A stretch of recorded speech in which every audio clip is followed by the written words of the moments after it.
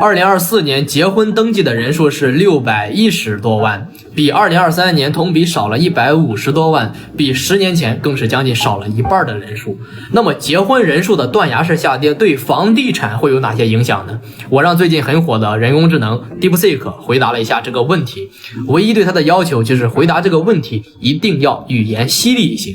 DeepSeek 回答完這個問題之後啊，我感覺那些文字工作者可以差不多下崗失業了。DeepSeek 是這樣回答的：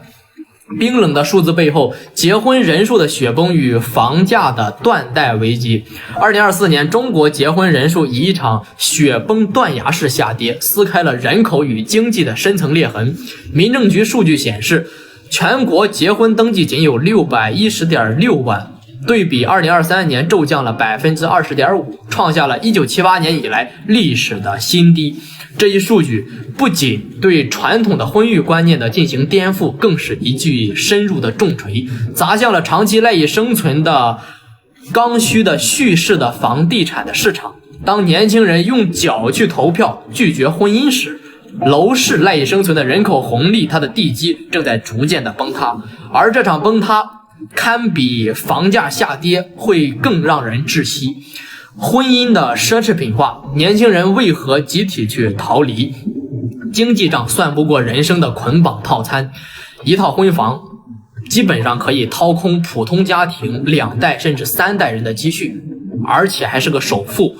育兒的成本更是高達家庭年收入的16倍，然後再疊加996各種 buff， 職場對個人時間的壓榨，瘋狂的壓榨。婚姻早已經從人生的必經之路異化成了奢侈品之路。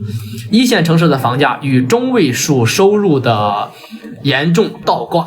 讓年輕人的意識逐漸意識到，結婚並不是愛情的終點，而是你負債剛剛開始的起點。當丈母娘的經濟學失靈時，樓市最忠誠剛需的接盤俠群體正在逐步的消失。90後對比80後減少了5637萬人，00後對比90後再降885萬人。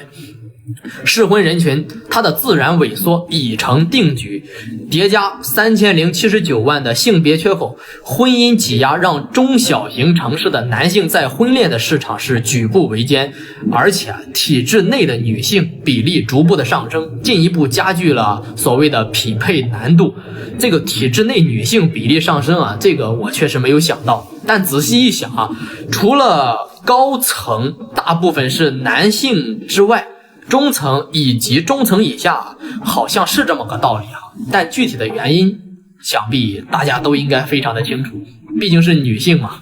然後呢，這場結構性的危機絕非是政策的補貼或婚戀教育能夠所逆轉的。從婚房信仰到不婚的宣言，樓市邏輯仿佛像重構一般。2013年結婚率高達峰值之後，全國商品住宅的銷售面積衝上了11.6億平方米的峰值，而2024年逐步消失了175萬對的對婚房的需求，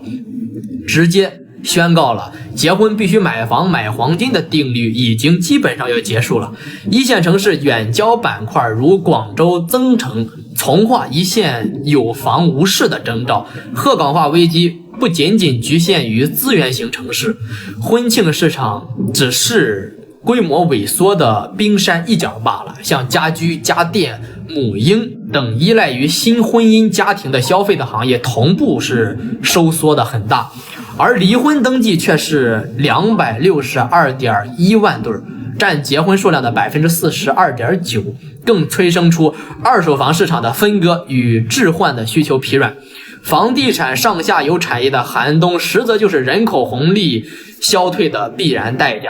政策就像是一場注定失敗的打地鼠遊戲，老鼠出來了，但是打不到。面對趨勢，政策工具顯得是如此的蒼白無力。一線城市鬆綁限購，可以隨意買房；下面的城市房貸利率幾乎降到了 3%， 城中村加速的去建造，這些舉措在深圳遭遇的尷尬期足以能說明這個問題的嚴重性。即便政策力度最大、市場修復最快的城市2024年結婚它的登記的人數同比下降 15.3%，當年輕人的理性選擇超越政策刺激的閾值的時候，任何以催婚催生的行為政策手段都將淪為行為藝術。更諷刺的是政策滯後性讓鼓勵生育養孩子所謂的福利被所謂的經濟壓力給吞噬之後，年輕人仿佛更看透了這場遊戲的本質，與其背負30年的房貸為剛需而買單，還不如降低所謂的槓桿囤積現金，在通縮螺旋中求生存罷了。勞動力銳減，老年人口的增加，撫養比例嚴重倒掛，這種趨勢對樓市是毀滅性的打擊的。